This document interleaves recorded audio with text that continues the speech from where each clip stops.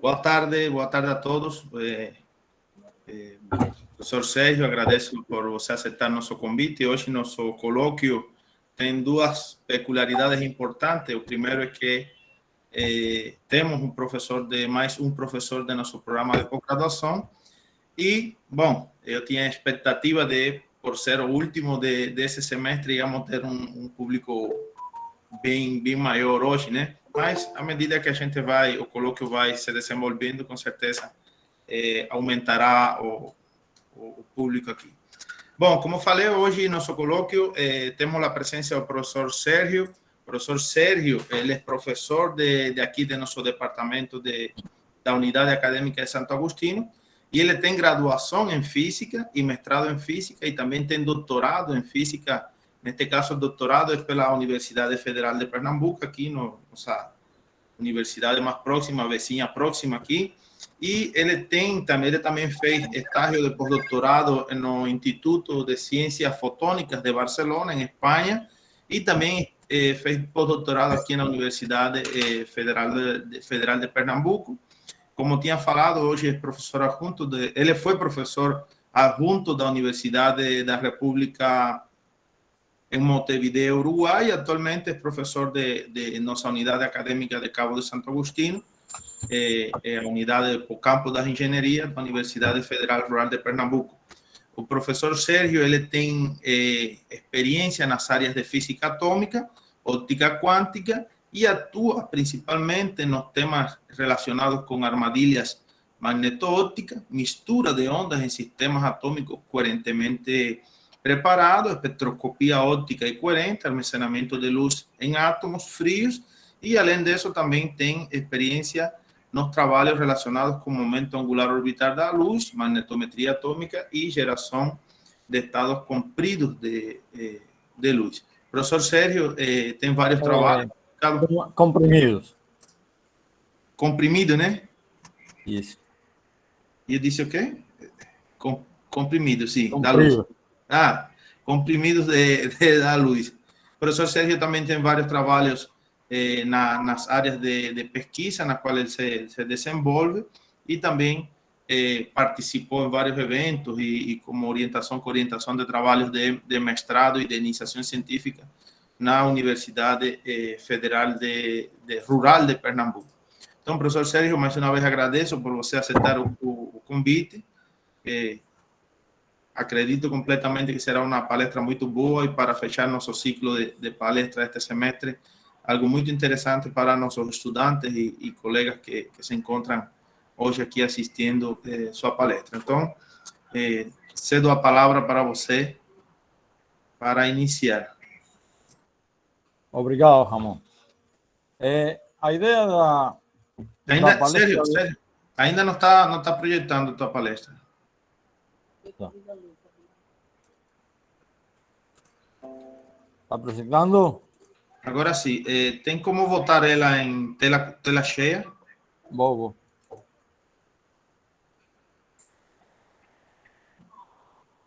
Deixa eu ver.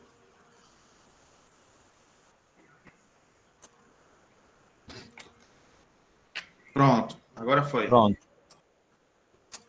Pronto. Então, a ideia da palestra de hoje é falar um pouco de história um pouquinho de história da magnetometria, o sea, medir campos magnéticos con precisión tecnológicamente es muy importante, porque tem un sinnúmero de aplicaciones. Entonces, a idea es falar un poquinho da historia da magnetometría, cómo surgiu a magnetometría y o estado actual da arte. Para terminar falando de magnetometría atómica mesmo. A magnetometria atômica a gente vai usar para medir o campo magnético, vamos usar átomos e luz, certo? Então vamos a ver um pouco de uma introdução,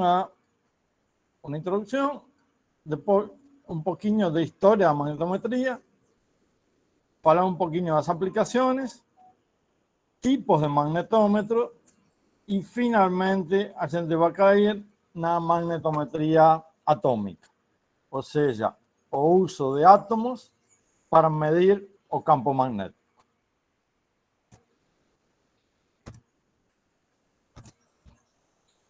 O sea, a história com o primeiro magnetómetro vem de 1833 con Carl Friedrich Gauss,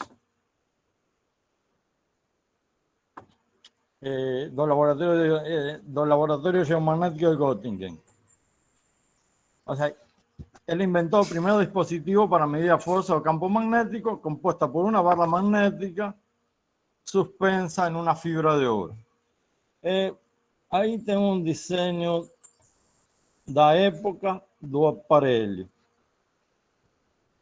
¿Cierto? Era básicamente una fibra en la cual estaba pendurada una barra magnética. Entonces, lo que él hacía era hacer la medición de la fuerza magnética. Como hacía midiendo a torsión da fibra. Después, en 1936, apareció el magnetómetro Fugate, que fue inventado por, no sé cómo se pronuncia, Aschenbrenner y Goubou. Son dos núcleos de material ferromagnético dispuestos uno del lado de otro, envueltos por dos bobinas. ¿Cierto? Una en cada extremidad de dos núcleos. La bobina primaria inyectaba una corriente senoidal, como está mostrado en la figura, en la presencia de un campo externo. A medida que la corriente en las bobinas secundarias varía conforme a intensidad del campo.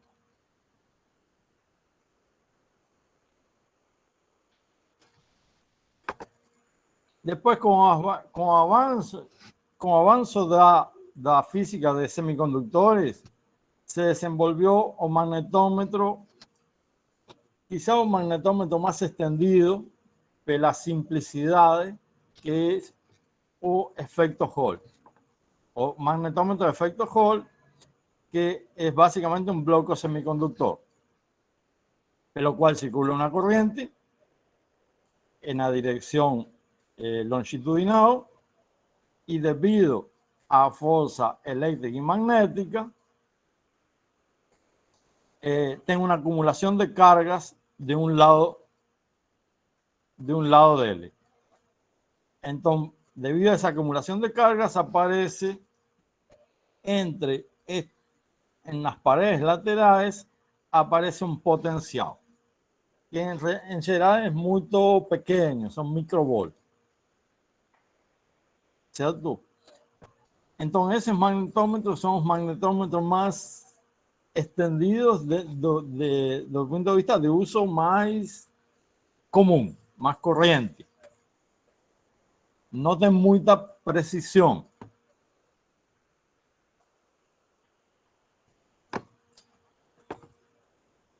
Otro magnetómetro, que ya es de bastante más precisión, es un magnetómetro de precisión de próton, que mide básicamente la frecuencia de resonancia de núcleos de hidrógeno en un campo magnético, debido al fenómeno de resonancia magnética nuclear. O sea, básicamente una corriente continua que fluye en un solenoide que hay un fuerte campo magnético alrededor de un fluido rico en hidrógeno, en general es queroseno, haciendo con que algunos dos prótones se alineen con ese campo. La corriente entonces interrumpida a medida que los prótones se realinean con el campo magnético ambiente, hacen una precesión. O sea, midiendo esa frecuencia de precesión, la gente consigue medir el campo magnético.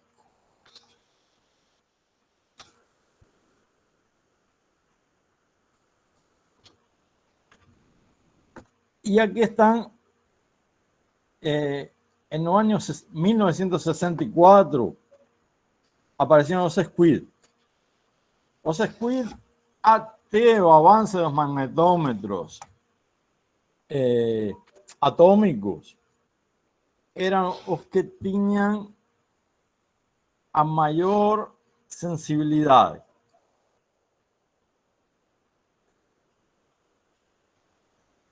Mas tem um problema, que são magnetômetros bem chatinhos de operar, porque são junções de Josephson, mas têm que estar resfriados por helio líquido. O sea, funcionan, son materiales superconductores, funcionan a extremadamente bajas temperaturas. Y llegan a medir femtotesla. Y en 1957, o sea, los magnetómetros atómicos no son tan...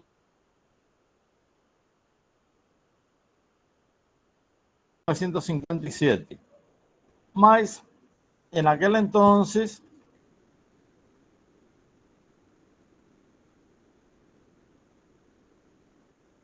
estaban, durante muchos años, estuvieron bien por baixo la resolución 2 Squid.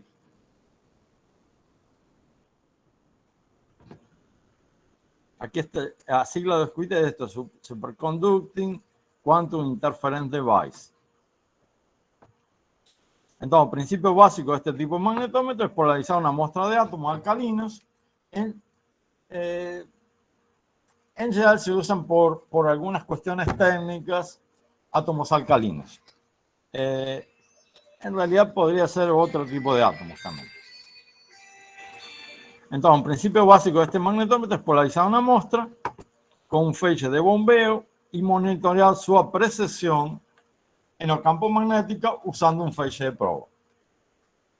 La frecuencia de precisión de los átomos en general es proporcional a la amplitud del campo magnético, a través de una frecuencia que la gente llama frecuencia de Larmor.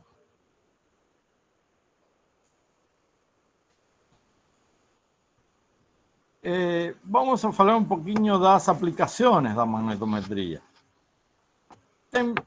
La magnetometría de precisión tiene muchas aplicaciones. La primera que estoy presentando aquí es básicamente detección de explosivos. Para detección de explosivos en general se usa resonancia cuadrupolar nuclear.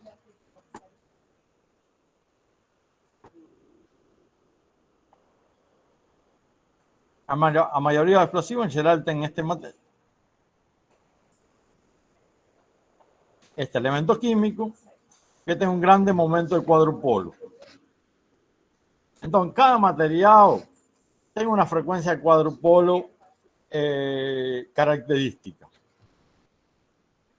Entonces, midiendo esa frecuencia de cuadrupolo, la gente puede identificar los materiales. A falla de resonancia de esa resonancia en general está de 0,5 a 5 megas.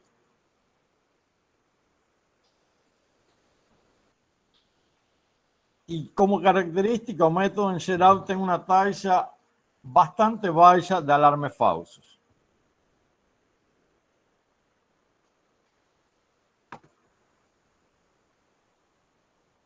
También se ha usado mucho magnetometría para formación de imágenes cerebrales. Aquí tengo un ejemplo. En este caso es un magnetómetro atómico. O sea, aquí tengo un feixe de bombeo, aquí tengo un feixe de prueba y aquí contra el cerebro tengo una célula de vapor. Entonces, midiendo las características de la mudanza de polarización en los feixes de prueba, se consigue medir el campo magnético.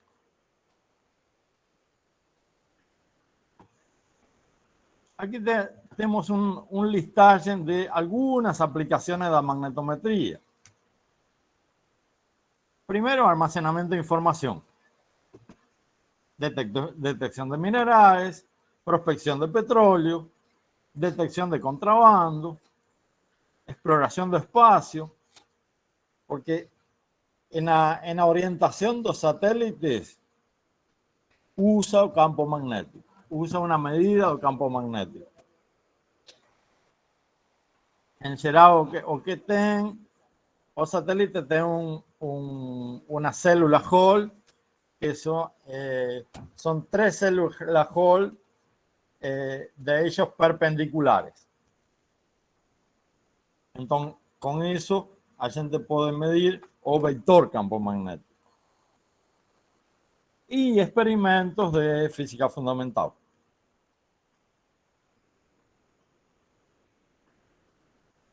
Entonces, a continuación vamos a hablar un poquito de tipos de magnetómetros. Los magnetómetros, por ejemplo, se pueden dividir en magnetómetros según a medida del campo magnético. Hay magnetómetros escalares y hay magnetómetros vectoriales. Los magnetómetros escalares, como dice la palabra, miden solo una componente del campo magnético. No miden, no pueden medir la dirección. O sea, miden a proyección del campo magnético en cierta dirección, que es el eixo magnetómetro. Dentro de esos magnetómetros escalares podemos ubicar los magnetómetros de precisión de próton y los magnetómetros atómicos.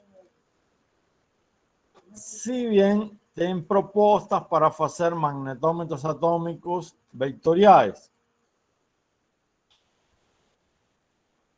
En el segundo grupo, que son los magnetómetros vectoriales, ellas miden las componentes vectoriales del campo magnético. En ese caso, a gente tem o flux gate, o magnetómetro de efecto Hall y os squid.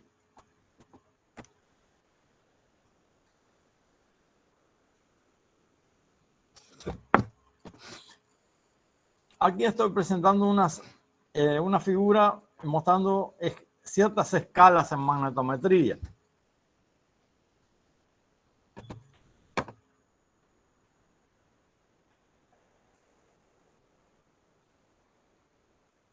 Y aquí de este lado, aquí están las escalas de ciertos fenómenos y aquí están las sensibilidades de los diferentes tipos de magnetómetros. Por aquí de 10 a menos 2 está el flux gate, los squid están por aquí.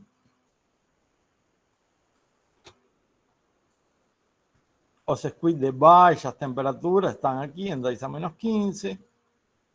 Los magnetómetros, un tipo de magnetómetro atómico, que son los llamados magnetómetros SERF, que es de aquí a poco vamos a ver qué significa. Son magnetómetros que son libres de alargamiento por troca de spin por colisiones.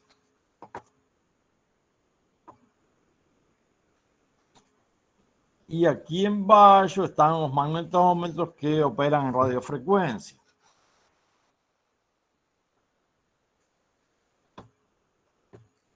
En general, como todo instrumento, a gente, desde el punto de vista ingenieril, tiene algunas características que son importantes en la construcción de un magnetómetro. Primero, la taxa de amostragem. O sea, para adquirir o sinal, si a gente faz uma digitalização, é importante a taxa de amostragem. O sea, un magnetómetro no está midiendo continuamente. Entonces, se mide ahora, se mide después, se mide después. Entonces, esa taxa de amostragem es un parámetro de diseño importante. A largura de banda, es otro diseño importante. A resolución, o erro de cuantización, o erro absoluto. Erro de cuantización es o erro que yo cometo en la digitalización. A deriva los magnetómetros, o sea, características de envejecimiento, a estabilidad térmica,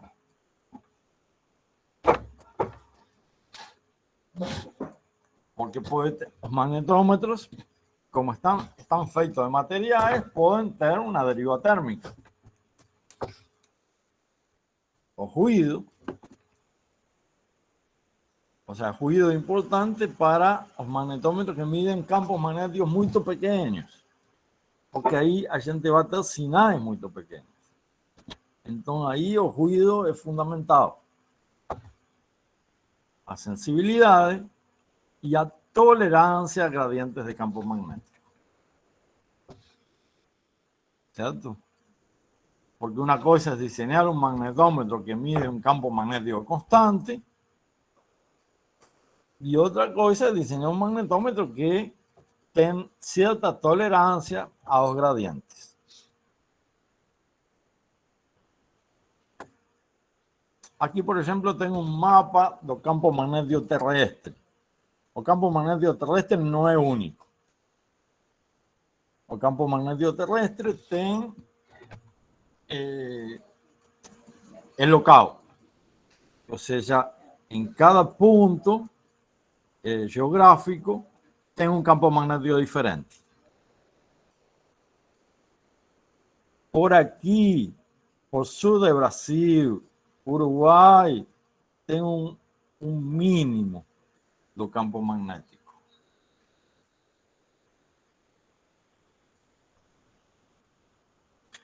Então, e agora finalmente a gente vai entrar na magnetometria atômica.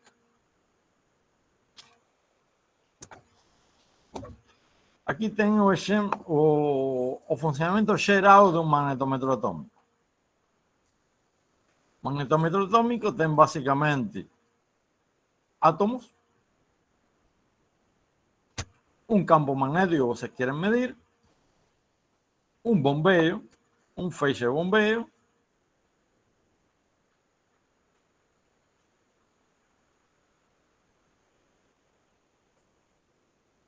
e depois tem um feixe de prova. O feixe de bombeio cria certas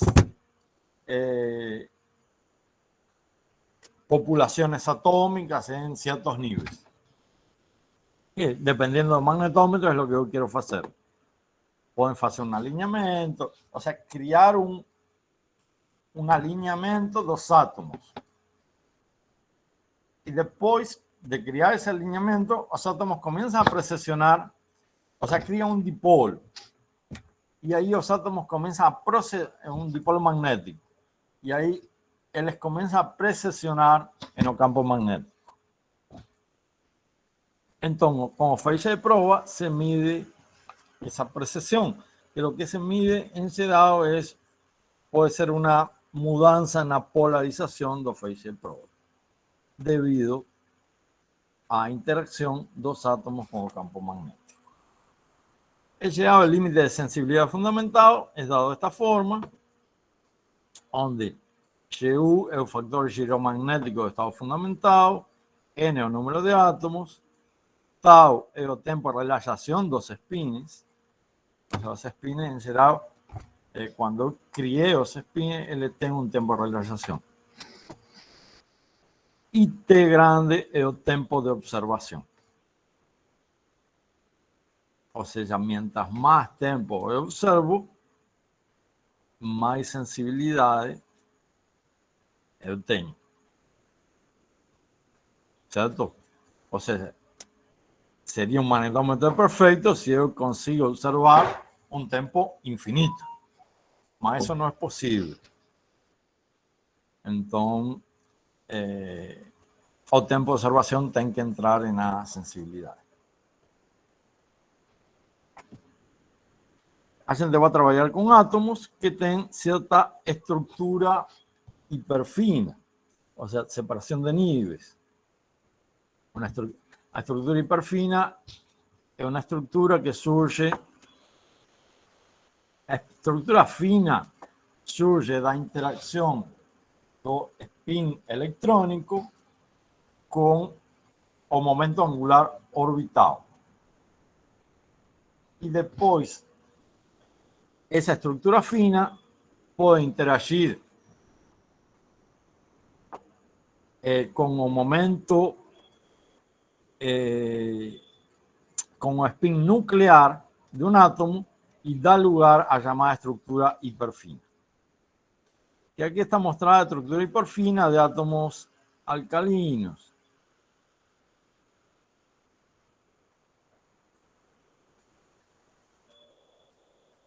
O que muda en geral es este nivel.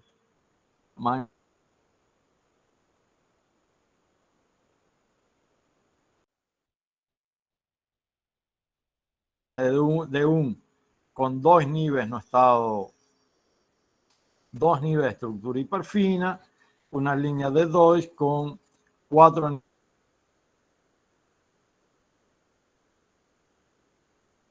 cima. Y esto es lo que permite usar átomos para hacer medición del campo magnético. O sea, cada uno de estos niveles es compuesto por ejemplo, este nivel, un nivel F es el llamado número cuántico, el momento angular total, es compuesto por 2F más 1 subnivel Zeeman, o subniveles magnéticos. Entonces, cuando mudo el campo magnético,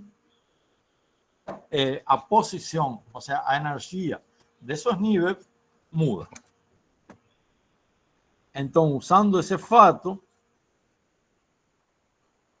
a gente puede medir el campo magnético. Para pequeños campos, el efecto Zeeman es lineal con el campo magnético. Mas si el campo magnético aumenta mucho, ahí aparece el efecto Zeeman no lineal,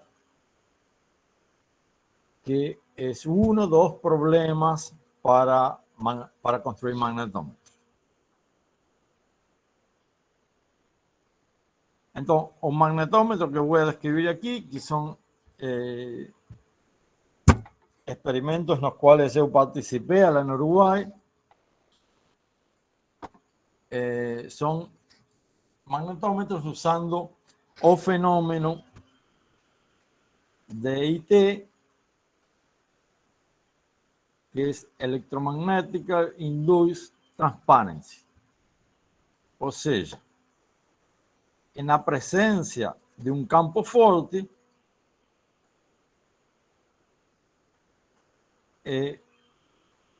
ocurre una resonancia estreita de transparencia.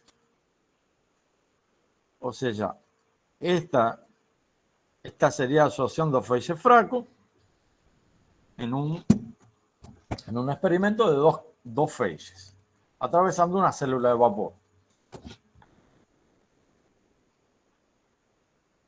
Entonces, en la presencia de un feixe fuerte, aparece esta resonancia de aquí que es muy estreita, que en general está asociada a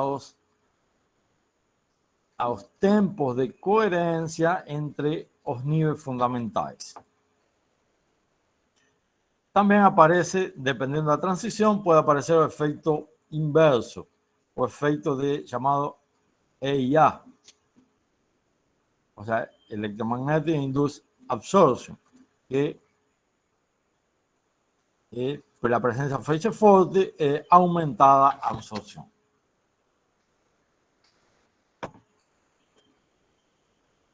Entonces aquí está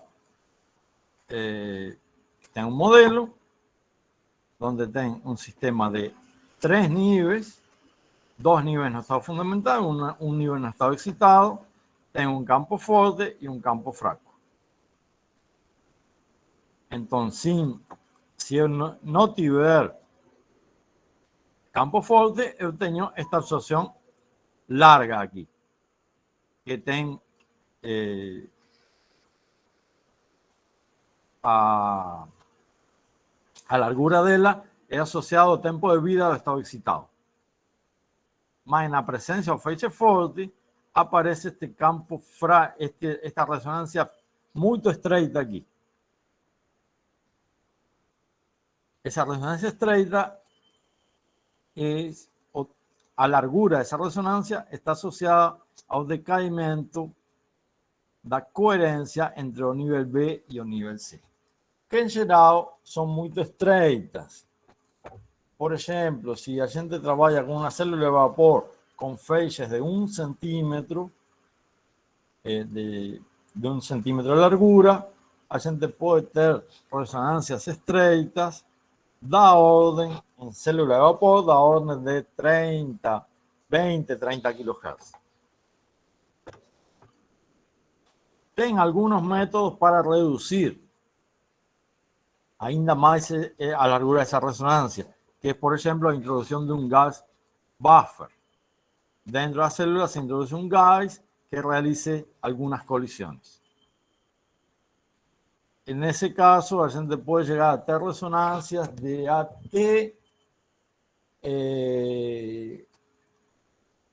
40, 50 Hz.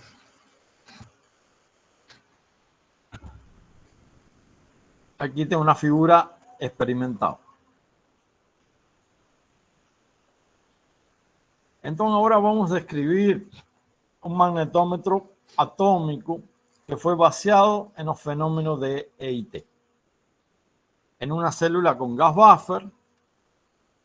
Ahora, a mayoría dos magnetómetros trabajan con detección de señales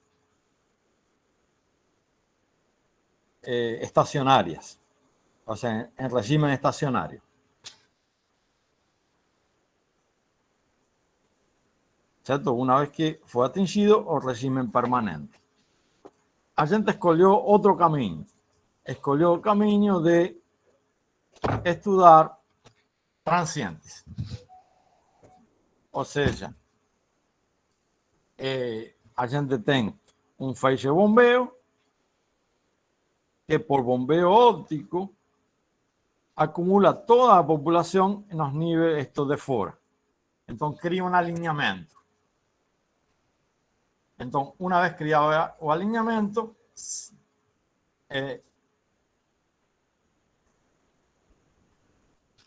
se desliga el feixe bombeo y ese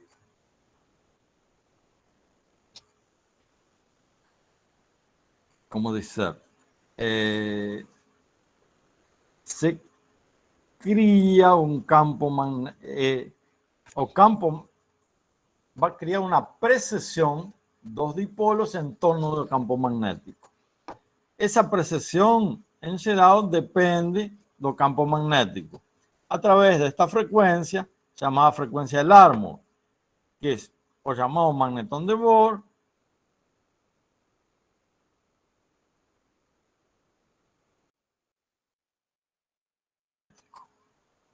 o sea, aquí estamos en campos magnéticos pequeños, de forma tal que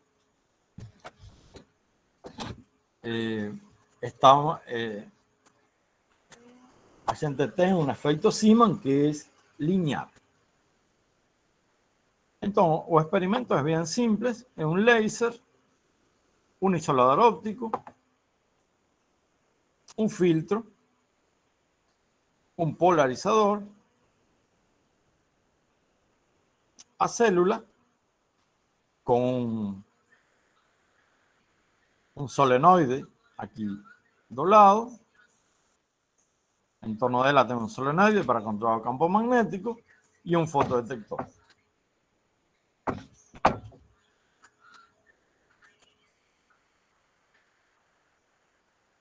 Entonces, en el momento que yo crío un campo, ligo campo magnético, en el momento que desligo, ahí se crea transiente. Y los dipolos comienzan a precesionar. Entonces, midiendo a frecuencia de oscilación, yo consigo medir el campo magnético. aquí en general oscila a 2 veces la frecuencia del Larmor, porque es una oscilación que se da entre un nivel m igual menos 2 y un nivel m igual 0, por ejemplo. O sea, con delta m igual 2. Entonces cría, entonces la gente va a pegar los datos experimentales y fitar con una curva de este tipo. Entonces de ahí la gente determina a frecuencia del Larmor. Determinando a frecuencia del Larmor, yo determino el campo magnético. En general, los magnetómetros, los artigos de magnetómetros, en general miden dentro de un laboratorio y dentro de un isolamiento magnético para isolar los campos magnéticos terrestres. Aquí la gente usó este experimento, montó en un jardín, en el jardín de la casa de uno de los pesquisadores, que este de aquí, Horacio Failage, y dejó el magnetómetro midiendo 24 horas. Esta curva preta y la curva azul son 2 magnetómetros diferentes. La curva azul es un magnetómetro comercial y la curva preta un magnetómetro comercial de precesión de prótons que la gente consiguió en prestado. Y la curva preta es nuestro magnetómetro. Ustedes ven aquí que se midió durante 24 horas, dando una correlación bastante boa. Esta variación de aquí es debido a variación del campo magnético que ocurre en un día. O sea, ¿por qué ocurre esa variación? Pelo sol. O sea, a rotación da Terra gera una variación de campo magnético. O Sol es una fuente importantísima de campo magnético. La gente mostró en este experimento una resolución de 30 pico Tesla por raíz de Hertz. A continuación, la gente, después de ese experimento, hizo un experimento, una propuesta de un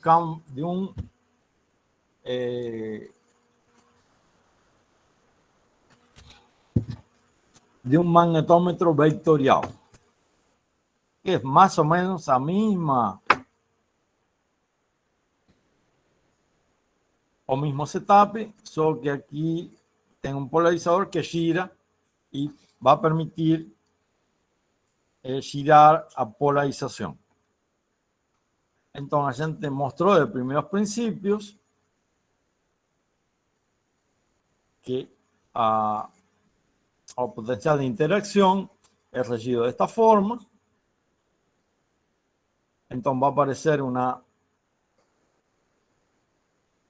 un termo a frecuencia omega L, una frecuencia del Larmor, y va a aparecer un termo en la frecuencia 2 omega L, 2 veces la frecuencia del Larmor.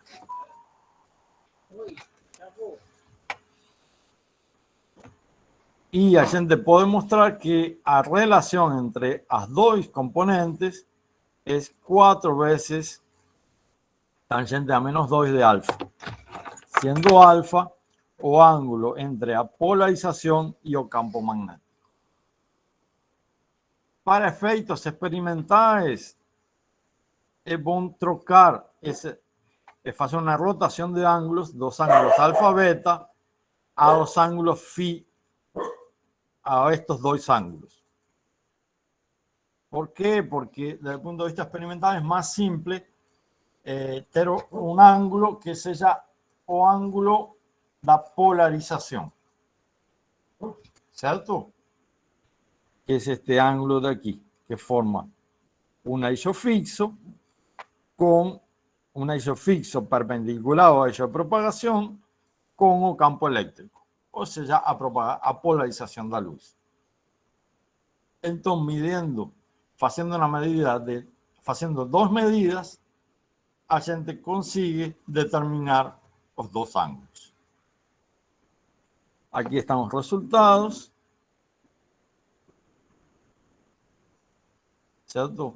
Então, esta foi uma proposta de um magnetómetro vectorial basado também em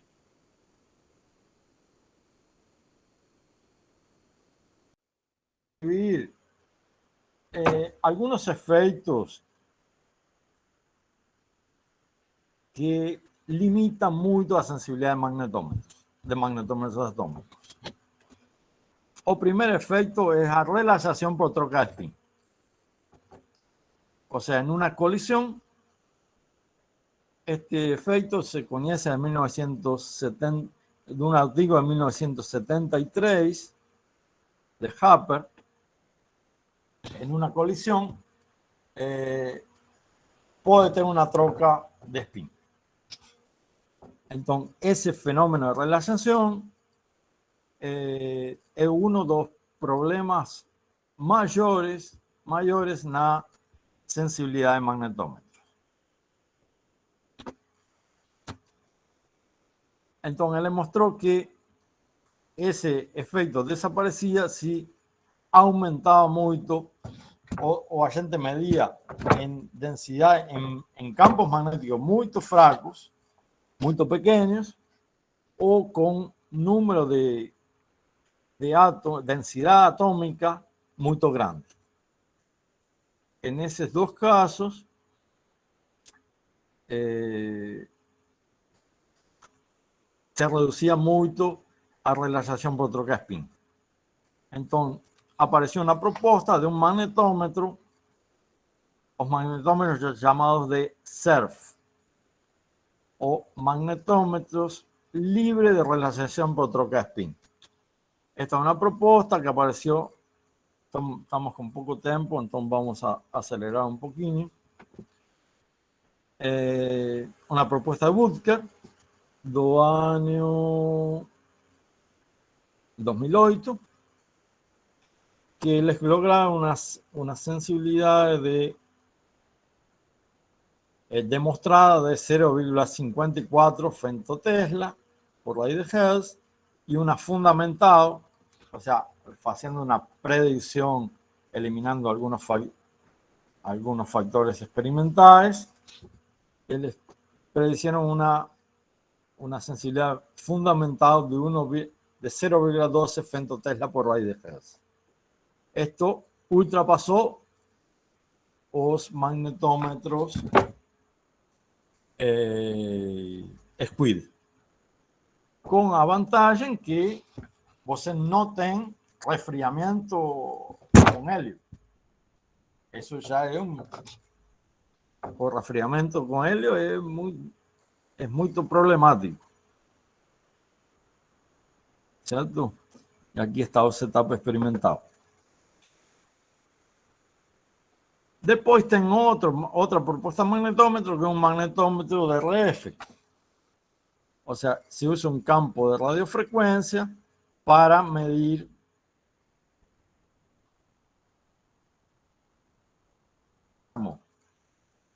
então, com isso, eles conseguem medir um campo magnético DC.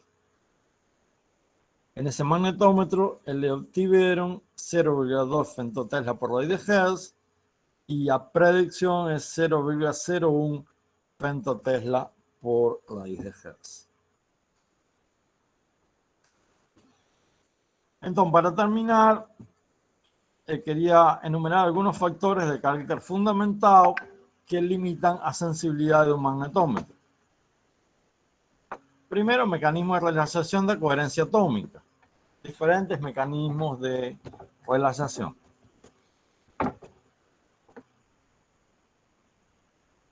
Otro que ya describí anteriormente, este de aquí,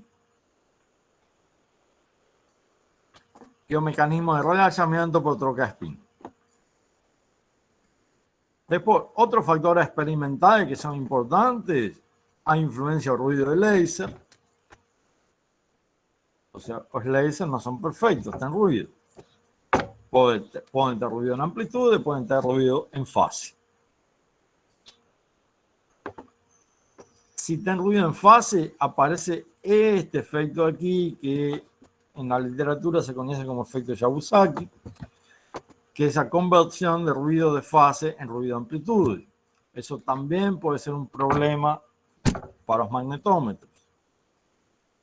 Y otro problema es ruido cuántico. Ruido cuántico y efectos no lineares, como efecto Zeeman cuadrático. Porque efecto Zeeman, si la gente trabaja, y esto último slide ya, si trabajamos en campos pequeños, esto es o deslocamiento de energía en función del campo magnético.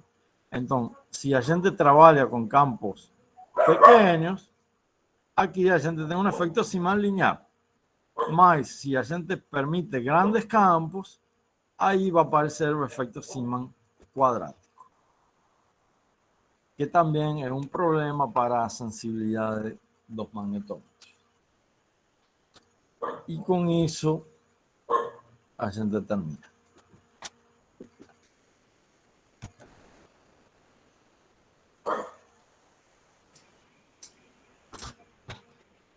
Muito obrigado, Sérgio, pela palestra, muito boa. Acho que foi uma aula muito bacana aí, para quem não conhecia sobre a magnetometria atômica, né? Foi bem bacana. E, bom, agora vem aquela seção que a gente sempre deixa em aberto, que é a seção de pergunta. Não sei se alguém tem algum comentário. Enquanto isso, Sérgio, eu queria só lhe perguntar uma coisa. Aquele experimento que vocês fizeram com aquele magnetômetro comercial, que fizeram no jardim, que vocês compararam, não, os dois experimentos. Assim, houve reprodutibilidade daquele mesmo comportamento? Se fizeram mais de uma vez aquele experimento? Tive. O aquela medida es una media de varios experimentos? No, es una media de varios días. Sí, entendí. Mas se deixou a medida durante 24 horas. Sí, entendí. Bacana. ¿Alguien tiene ese efecto de...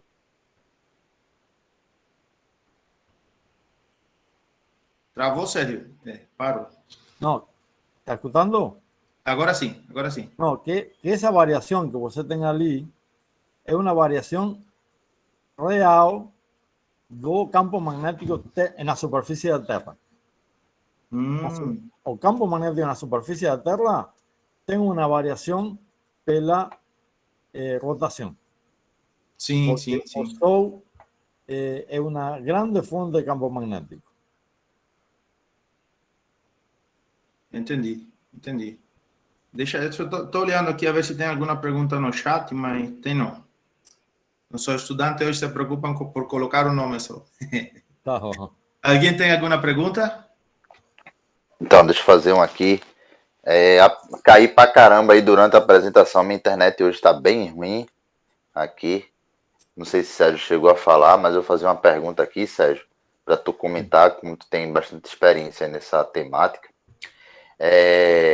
Possibilidades, para tu fazer um comentário mais geral, possibilidades da gente aplicar, né, o efeito IAA para esses tipos de magnetômetro, já que a maioria deles, né, são baseados no efeito EIT.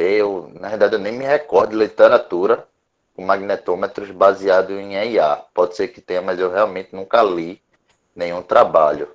Tu pode ter conhecimento aí de algum, mas realmente não é muito conhecido, né? Baseado no EIA. No EIT a gente tem vários experimentos, inclusive a gente chegou a fazer alguns, né, lá no laboratório de Tabosa.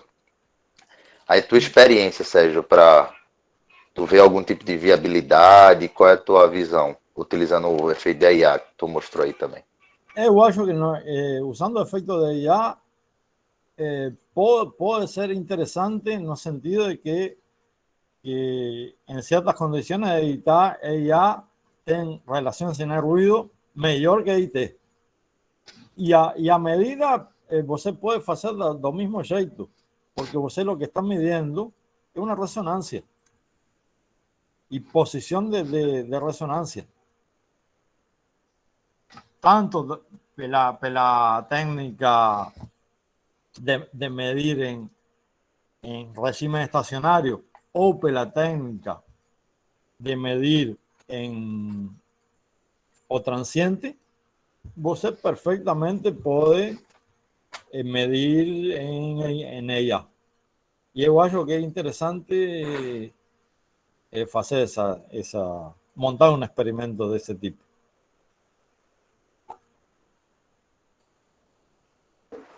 Beleza, massa. Parabéns aí novamente, Sérgio. Muito bom. Você falando como o Ramon falou, é sempre uma aula. Muito bom assistir aí suas palestras. Obrigado.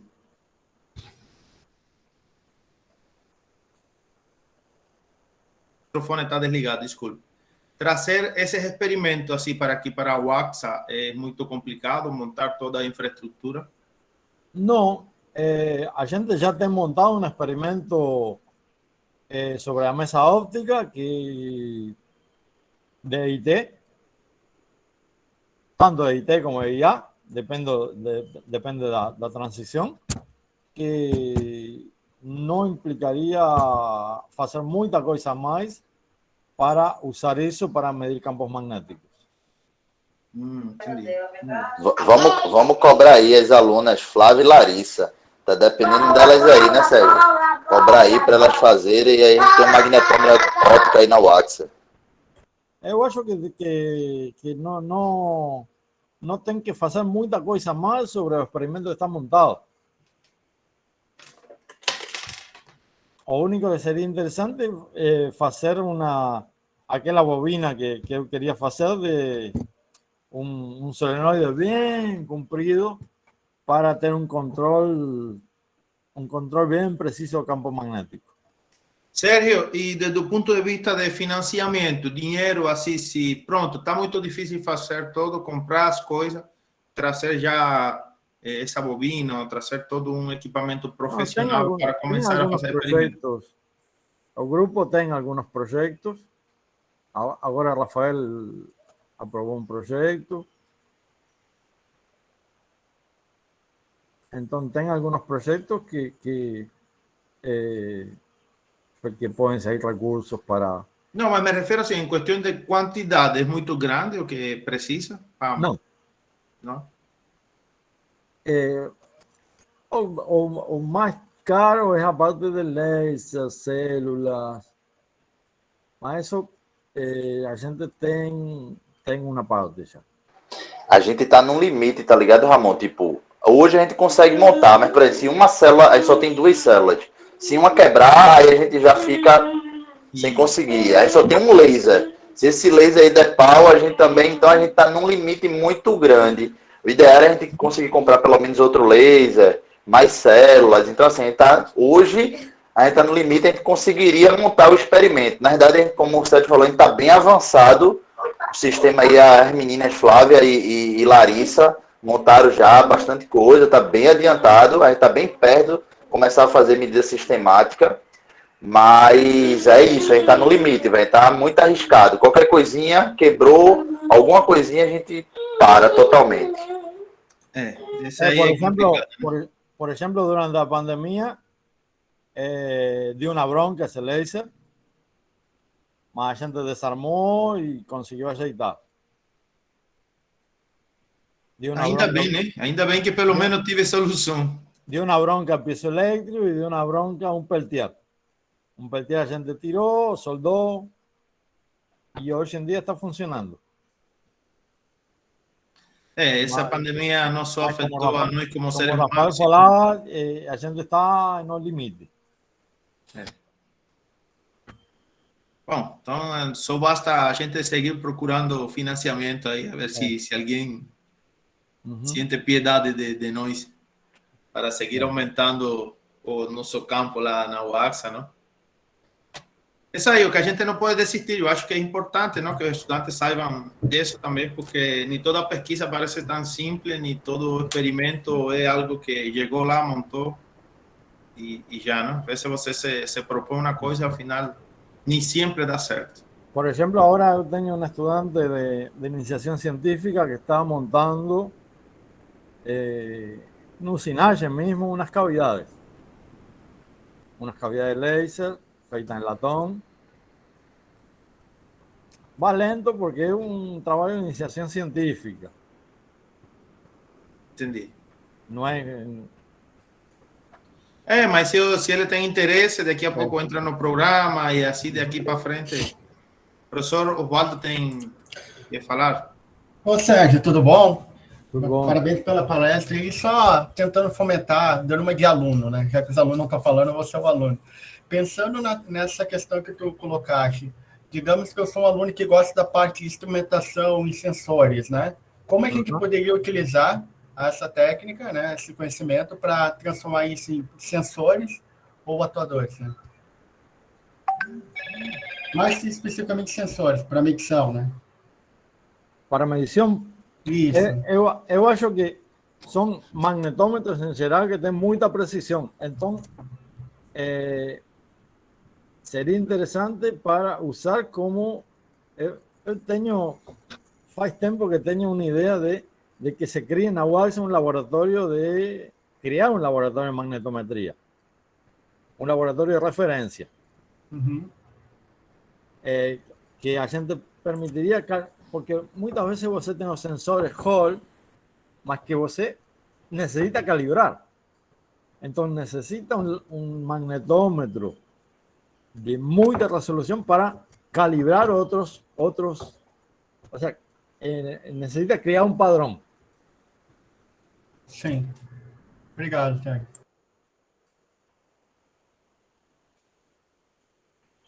Alguém mais tem alguma pergunta? Bom, então eu peço que todos abram o microfone para a gente bater umas palmas para o professor Sérgio.